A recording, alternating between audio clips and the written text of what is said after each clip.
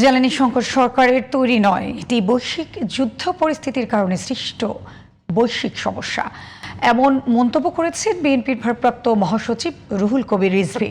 সকালে জিয়া উদ্যানে দলের প্রতিষ্ঠাতা রাষ্ট্রপতি জিয়াউর রহমান এবং প্রয়াত সাবেক প্রধানমন্ত্রী বেগম খালেদা জিয়ার সমাধিতে শ্রদ্ধা নিবেদন ও দোয়া শেষে এমন মন্তব্য করেন তিনি।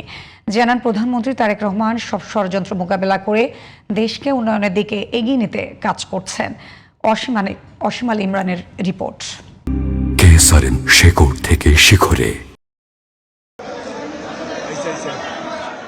20 আগস্ট বিএনপির মহাসচিব মির্জা ফখরুল ইসলাম আলমগীর দেশের 23তম রাষ্ট্রপতি নির্বাচিত হওয়ায় বিএনপির ভারপ্রাপ্ত মহাসচিব হয়েছেন রুহুল কবির রিজভী। দায়িত্ব পাওয়ার পর রোববার সকালে জিয়া উদ্যানে যান তিনি। এরপর হাজারো নেতাকর্মীকে সাথে নিয়ে বিএনপির প্রতিষ্ঠাতা শহীদ রাষ্ট্রপতি জিয়াউর রহমান ও প্রয়াত সাবেক প্রধানমন্ত্রী বেগম খালেদা জিয়ার সমাধিতে শ্রদ্ধা নিবেদন ও দোয়া করেন দলটির ভারপ্রাপ্ত মহাসচিব রিজভী। নেতানেত্রীর সমাধিতে শ্রদ্ধা নিবেদন শেষে গণমাধ্যমের মুখোমুখি হন নতুন ভারপ্রাপ্ত মহাসচিব রিজভী।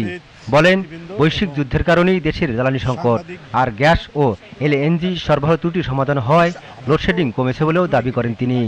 মহেশখালীতে ভাসমান যে টার্মিনাল, সেটার যে ত্রুটি হয়েছিল সেটা সম্পূর্ণরূপে সারাই করা হয়েছে, ঠিক হয়ে গেছে এবং এলএনজি ভর্তি কার্গো ইতিমধ্যে এসে পৌঁছেছেন এবং সরবরাহ চলছে।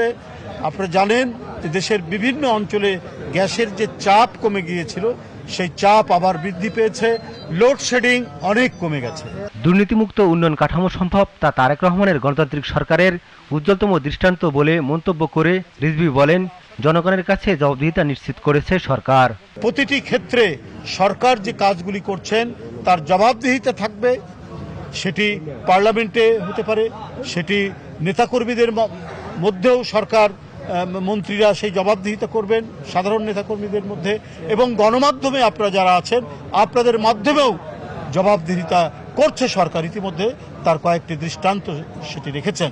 জনগণের সমস্যা সমাধানে সবসময় প্রধানমন্ত্রী তারেক রহমান তার প্রচেষ্টা অব্যাহত রেখেছেন বলেও জানান রিজভী। সরকার সফল হয় সেইটি তারেক রহমানের সরকার। অসীম আলী ইমরান, জিটিভি নিউজ, ঢাকা।